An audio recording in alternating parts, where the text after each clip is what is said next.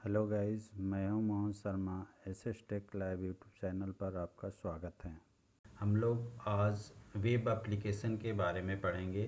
Web application ऐसी application होती हैं जो ब्राउज़र में आप रन होती हैं। ओके, इसको बनाने के लिए हम लोग HTML, CSS, JavaScript, PHP, Python, .NET इस तरह के लैंग्वेज का यूज़ करते हैं।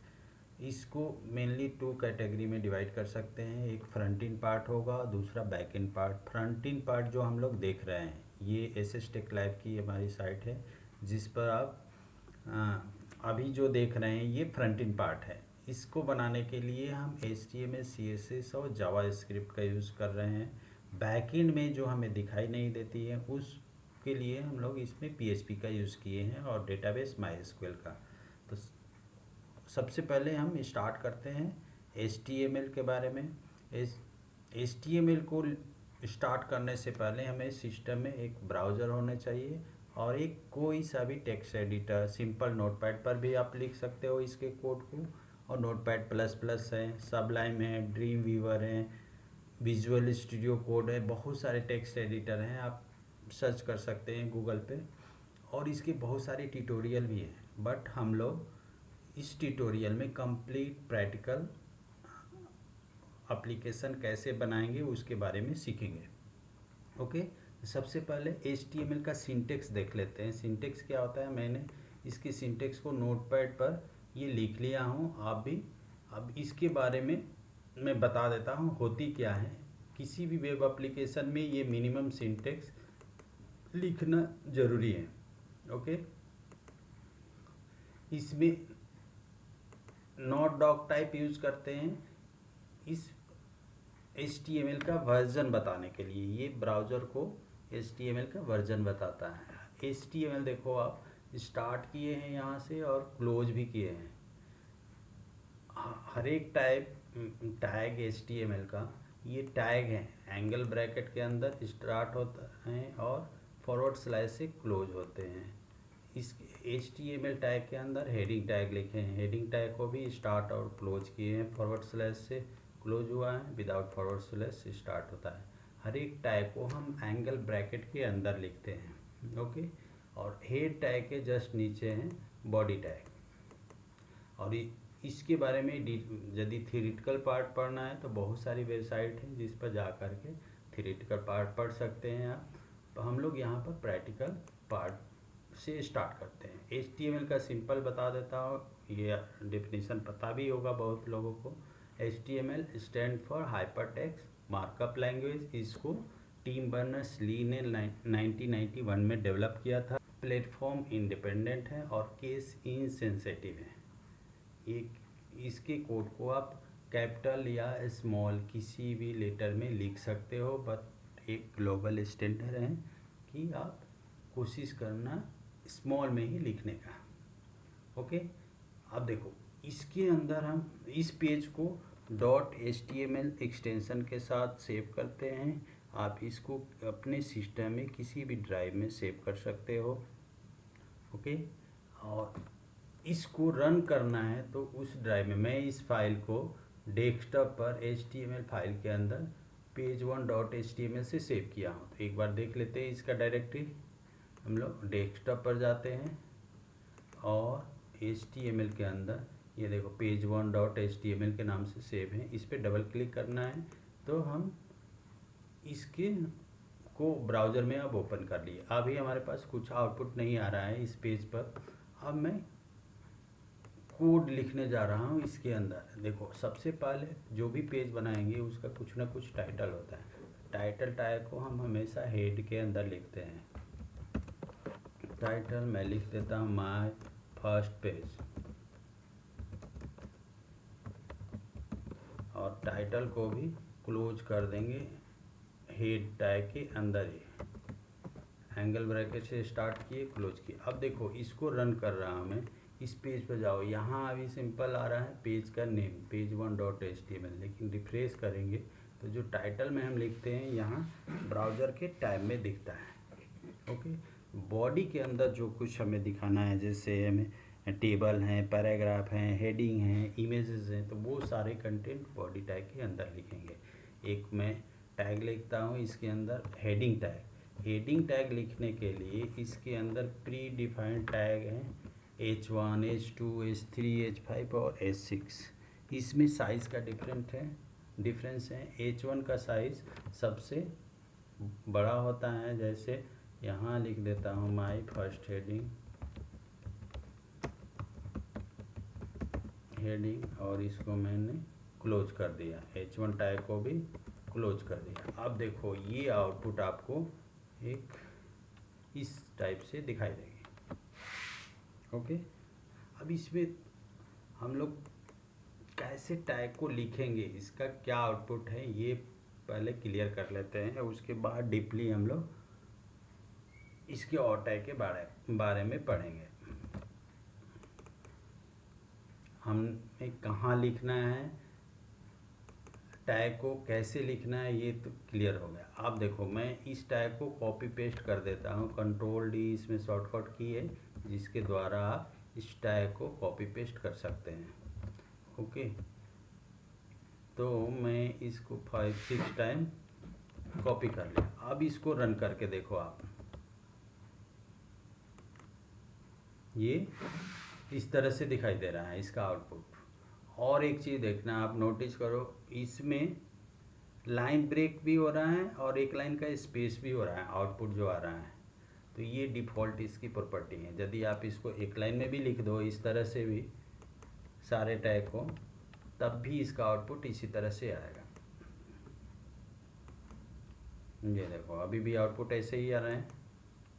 ओके, देखने में अच्छा लगे इसलिए हम लोग इसको अलग अलग लाइन में लिखते हैं। अब मैं इसका टैग चेंज कर रहा हूँ, जो प्री डिफाइंड हेडिंग टैग है इसको भी H2 कर दे रहा हूँ, इसको भी H3 कर देता हूँ, इसको भी कर दो H3, इसको भी H4 कर देते हैं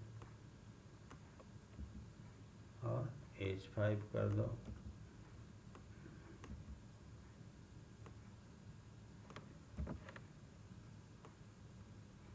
सॉरी H6 हो गया। ये 6 टैग हमने चेंज कर दिए। अब इसका आउटपुट देखो, इसका साइज़ H1 का सबसे बड़ा साइज़ हो जाएगा, उसी H2 का उससे छोटा, H3 ऐसे ही छोटे होते जाएंगे। मैं टेक्स्ट को एक ही रखा हूँ सेंटेंस को, क्योंकि देखने में साइज़ का डिफरेंस क्लियर पता चल जाएगा। ये देखो हमारा ये प्री डिफाइंड हेडिंग टैग है, इसका आउटपुट इस तरह से आएगा। जहाँ आपको जितने बड़े सिंटेक्स की ज़रूरत है आप यूज़ कर सकते हो, बट इससे यदि H1 से बड़ा चाहिए आपको कोई फॉन्ट साइज तो हम CSS का यूज़ करेंगे, और इससे छोटा चाहिए, H1 से छोटा चाहिए ये H6 से, तो भी हम CSS के यूज़ करके इससे छोटा कर सकते हैं। इसके बाद आप इस पेज पर जो पैराग्राफ लिखना चाहते हो, पैराग्राफ के लिए एक ही टैग होता है P टैग को भी स्टार्ट और क्लोज करेंगे P से, और मैं यहाँ लिख देता हूँ माय फर्स्ट पैराग्राफ डॉट लगा करके मैं इसी कंटेंट को मैं कॉपी पेस्ट कर देता हूँ इसके अंदर। और ज़्यादा लिख लेते हैं क्योंकि पैराग्राफ में बहुत सारे कंटेंट रख सकते हैं, तो मैं भी यहाँ पर कुछ कंटेंट रख दिया हूँ। ये देखो आपको इस तरह से पैराग्राफ का आउटपुट दिखाई देगा। ओके, और यदि पैराग्राफ में भी हेडिंग के तरह यदि कॉपी पेस्ट करके हम इसके नीचे लिखें या इसके सामने भी लिख देते हैं इस तरह से, यहाँ देखो एक लाइन में ही लिख दिया, जहाँ पैराग्राफ क्लोज हुआ है वहीं से स्टार्ट कर दिया, फिर भी आपका आउटपुट ये इस तरह से दिखाई देगा। लाइन ब्रेक भी करेगा और एक लाइन का स्पेस भी आएगा। ये इसकी डिफ़ॉल्ट प्रॉपर्टी होती है। ओके, ये देखो ऐसे ही आप मल्टीपल पैराग्राफ बना सकते हो। इसको यहाँ से ब्रेक भी कर देते हैं, देखने में अच्छा लगे। यहाँ आपको फिर हेडिंग देना है तो अलग से हेडिंग टैग भी लिख सकते हो H1, फिर यहाँ पैरा H1 को क्लोज कर दिया, तो इसके ऊपर सेकंड पैरा लिखा हुआ आ जाएगा। इस तरह से, और लाइन ब्रेक भी होगा, स्पेस भी होगा, राइट। इस तरह से आपको जैसा लिखोगे, ये केस सेंसिटिव इनसेंसिटिव लैंग्वेज है बताया था मैं, कैपिटल लिखोगे तो कैपिटल आएगा, स्मॉल में लिखोगे तो स्मॉल में आएगा। टैग को आप किसी में भी लिख सकते हो, उससे आउटपुट पर कोई इफेक्ट नहीं पड़ेगा। और एक चीज़ मैं दिखा देता हूँ, कन्फ्यूजन रहता है बहुत सारे स्टूडेंट के पास कि हम टैग नहीं लिखेंगे तो ये क्या होगा। ये देखो, अदर प्रोग्रामिंग लैंग्वेज है उसके तरह ये नहीं है, इसमें आप ये टैग हटा भी देते हो, मैं हटा दे रहा हूँ नीचे का, और इसको भी, तब भी देखो आपका आउटपुट ऐसे ही आएगा, बस टाइटल नहीं दिखाई देगा जो यहाँ दिखाई दे रहा है। ये देखो, आउटपुट पर कोई इफेक्ट नहीं पड़ा, बट ये स्टैंडर्ड के अकॉर्डिंग रखना ज़रूरी है। और कहीं कहीं पर भी, कहीं कहीं इसकी प्रॉपर्टी में भी कोड हम इम्प्लीमेंट कर सकते हैं, जो बॉडी टैग के अंदर, हेड टैग के अंदर, बॉडी टैग के अंदर कुछ कोड लिखेंगे हम, जैसे CSS का कोड है तो ये पूरे पेज पर अप्लाई होगा।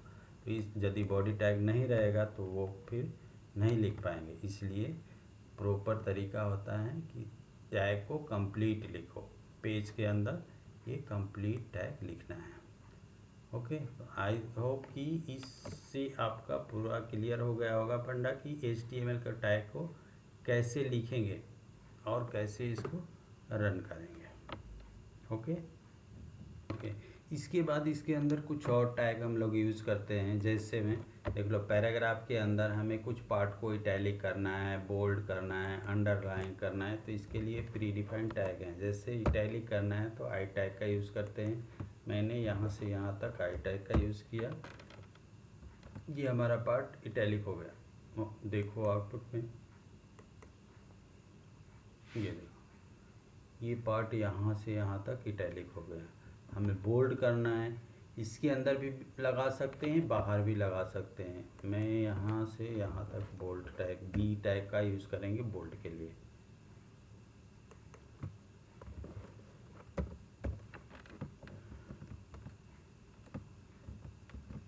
ओके, अब इसका आउटपुट देखो, उस टेक्स्ट को ये बोल्ड कर देगा, जहाँ से हम लोग बी टैग यूज़ किए हैं उसको बोल्ड कर दिया। ऐसे ही, और अंडरलाइन करना है तो इसके लिए यू टैग होता है, उसको भी स्टार्ट और क्लोज करेंगे। मैंने यहाँ से यहाँ तक लगा दिया यू टैग। इसका आउटपुट देखते हैं, ये देखो, ये अंडरलाइन लगा दिया। ओके गाइज, इस वीडियो में इतना ही। यदि ये वीडियो आपको अच्छी लगे तो अपने दोस्तों के साथ शेयर ज़रूर करो और लाइक बटन पे हिट ज़रूर करना। Thanks for watching this video.